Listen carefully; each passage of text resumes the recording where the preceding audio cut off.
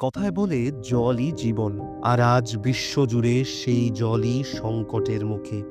ভারতের ছবিটাও তার চেয়ে বিশেষ আলাদা কিছু নয়, কিন্তু এখানেই ব্যতিক্রম সৃষ্টি করেছে বাংলা।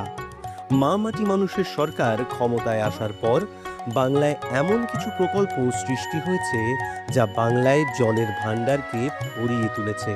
2011 থেকে 12 সালে রাজ্যে শুরু হয় জল ধরো জল ভরো প্রকল্প। এই প্রকল্পের মাধ্যমে রাজ্যে তৈরি করা হয়েছে 4,12,644টি জলাধার, যার ফলে বাংলায় প্রায় 6,70,000 কৃষক উপকৃত হন।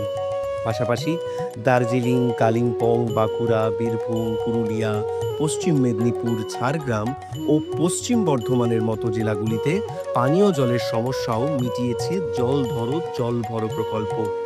অন্যদিকে 2014 থেকে 15 সালে রাজ্যে শুরু হয় জল তীর্থ প্রকল্প।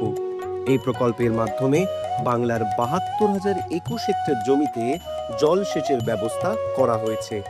মাননীয় মুখ্যমন্ত্রী মমতা বন্দ্যোপাধ্যায়ের হাত ধরে প্রতিদিন এইভাবেই এগিয়ে চলেছে আমাদের বাংলা।